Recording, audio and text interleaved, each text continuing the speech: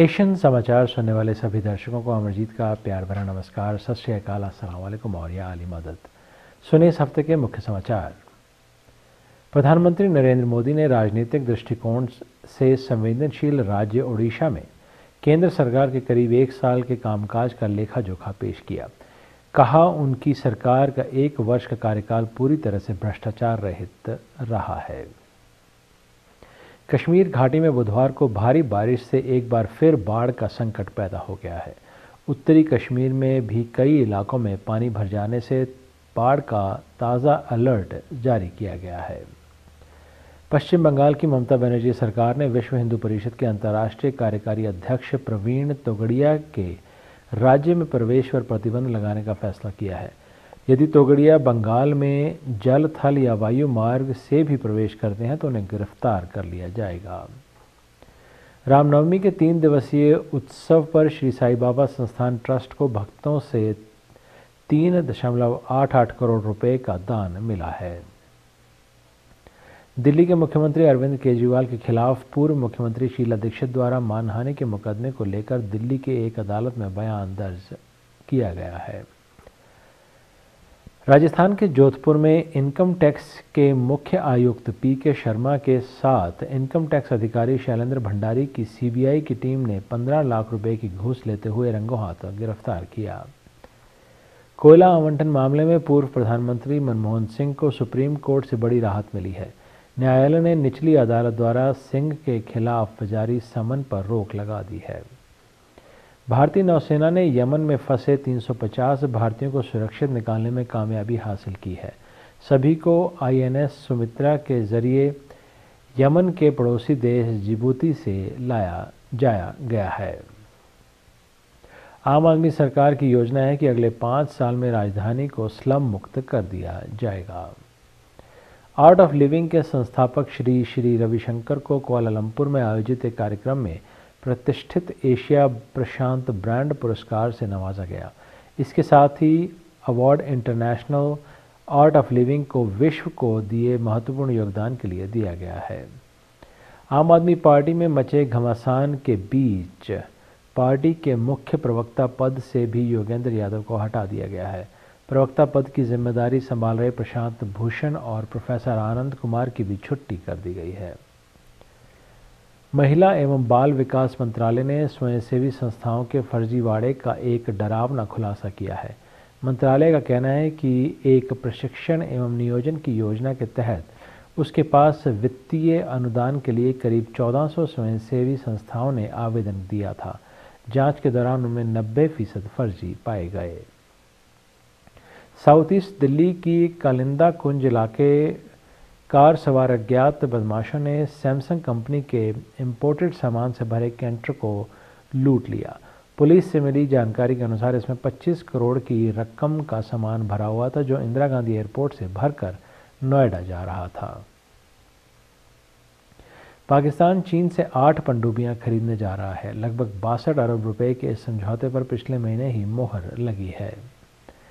Kenya की गेरेसा university गुरुवार को गोलियों की तड़तड़ाहट से दहल उठी। इनमें हमले में कम से कम 70 लोगों की मौत हो गई और 80 अन्य घायल हो गए। अल-कायदा से जुड़े आतंकी संगठन अल शबाब ने हमले की जिम्मेदारी ली है। नाइजीरिया के नए राष्ट्रपति 72 वर्षीय मोहम्मदू बुहारी का भारत से करीबी नाता रहा है। वे Indian defence services staff college के स्नातक हैं। तमिलनाडु के वेलिंगटन में स्थित इस कॉलेज से उन्होंने 1973 में पढ़ाई पूरी की थी। पूर्व प्रधानमंत्री नरेंद्र भुट्टो की बेटी बख्तावर भुट्टो का राजनीति में आगमन हो रहा है। इसकी औपचारिक शुरुआत 4 अप्रैल को हो सकती है। सूत्रों के अनुसार इस दिन बख्तावर सिंह के गढ़ी खुदा बख्श में आयोजित एक कार्यक्रम को संबोधित करेंगी। दुनिया की सबसे उम्रदराज महिला मिसाव ओकावा अब इस दुनिया में नहीं है। वे 117 साल की थी। मिसाव ओकावा का जन्म जापान में 1898 में हुआ था। राष्ट्रपति व्लादिमीर पुतिन ने रूस को एकजुट करने को जातीय मुद्दों को देखरेख के लिए एक सरकारी एजेंसी गठित करने का आदेश दिया है। म्यांमार में 65 साल से ज़्यादा समय से चल रहे संघर्ष को समाप्त करने पर सहमति बन गई है। हर्ष विराम समझौते के मसौदे पर मंगलवार को सरकार और 16 सशस्त्र जातीय गुटों ने हस्ताक्षर कर दिए। पिछले वर्ष नवंबर में हुए 2 दिवसीय सम्मेलन से हफ्ता भर पहले ही प्रधानमंत्री नरेंद्र मोदी और अमेरिकी राष्ट्रपति बराक ओबामा समेत G20 के सदस्य एवं विशेष आमंत्रित देशों के प्रमुखों की सुरक्षा व पहचान से जुड़ी निजी जानकारियां लीक हो गई हैं। ब्रिटिश अखबार द गार्जियन ने दुनिया की दिग्गज हस्तियों की सुरक्षा से चूक संबंधी यह सनसनीखेज मामला उजागर किया है। ब्रिटेन में मौजूदा संसद भंग होने के साथ ही 7 मई को होने वाले संसदीय चुनाव के लिए प्रचार अभियान की औपचारिक शुरुआत हो गई है। सेंट एंड्रयूज विश्वविद्यालय के शोधकर्ताओं ने कैल्शियम कार्बोनेट का एक छोटा गोला बनाया है जो ऑप्टिकल ट्वीज़र की सहायता से 1 मिनट में 60 करोड़ बार घूमता है। इस उपलब्धि के लिए शोधकर्ताओं का नाम Guinness book of world records में दर्ज करा दिया गया है।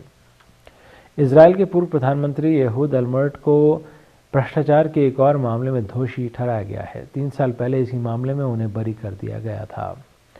टोरंटो से आ रहा एयर कनाडा का एक विमान शनिवार रात को हैलिफैक्स स्टैनफील्ड हवाई अड्डे पर उतरते समय रनवे पर फिसल गया। मध्य रात्रि के थोड़ी देर बाद करीब 12:30 पर हुई इस घटना में 23 लोग घायल हुए हैं। आध्यात्मिक गुरु श्री श्री रविशंकर को मलेशिया में आतंकी गुट ISS ने हत्या की धमकी दी है। रविशंकर के आर्ट ऑफ लिविंग संस्थान में पत्र भेजकर ये धमकी दी गई है। एप्पल के प्रमुख कार्यकारी अधिकारी टिम कुक की बिल गेट्स और वॉरेन बफे जैसे दानवीरों की सूची में शामिल हो गए हैं। कुक अपनी सारी संपत्ति दान करेंगे और चुपचाप उन्होंने इसकी शुरुआत भी कर दी है। उनके पास अभी करीब 3900 करोड़ रुपए की संपत्ति है। पुराने ज़माने की एक्ट्रेस रति अग्निहोत्री ने करीब 2 हफ्ते पहले अपने पति अनिल विरनानी पर प्रत्यार्पण करने और पीटने और जान से मारने की धमकी देने के आरोप लगाते हुए वॉर्ली पुलिस के पास शिकायत दर्ज करी है। इस खबर ने सभी को हैरान कर दिया है। शाहरुख खान की फैन पहली ऐसी फिल्म होगी जो लंदन के मैडम तुसाद वैक्स म्यूजियम में शूट हुई है।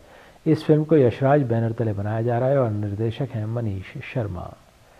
हॉलीवुड की बहुत कम ऐसी फिल्में हैं जो अमेरिका से पहले भारत में रिलीज हुई। फास्ट एंड फ्यूरियस फ्रेंचाइजी की नई फिल्म फ्यूरियस 7 इनमें से एक है। फिल्म भारत में कई भाषाओं में रिलीज हुई है। बॉलीवुड के वरिष्ठ कलाकार धर्मेंद्र और हेमा मालिनी जल्द ही नाना नानी बनने वाले हैं। धर्मेंद्र हेमा की छोटी बेटी अहाना देओल अपने पहले बच्चे को जन्म देने की तैयारी पर हैं। अहाना की बहन ईशा देओल ने गोद भराई का आयोजन भी किया। हेमा मालिनी भी इस जश्न में शामिल हुई। अपनी खूबसूरती से करोड़ों लोगों के दिलों पर राज करने वाली बॉलीवुड अदाकारा कटरीना कैफ की आदमकद मोम की प्रतिमा लंदन के प्रतिष्ठित मैडम तुसाद संग्रहालय का हिस्सा बन गई है। 31 वर्षीय कटरीना इस संग्रहालय का हिस्सा बनने वाली बॉलीवुड की 7वीं हस्ती हैं। इसे बनाने में 1,40,00,000 रुपए की लागत आई है। इसी के साथ आज के एशियन समाचार यहीं समाप्त होते हैं। अगले हफ्ते आज ही के दिन इसी समय सुनना न भूलिए एशियन समाचार। तब तक के लिए अमरजीत को आज्ञा दीजिए। नमस्कार, सत श्री अकाल, अस्सलाम वालेकुम और या अली मदद।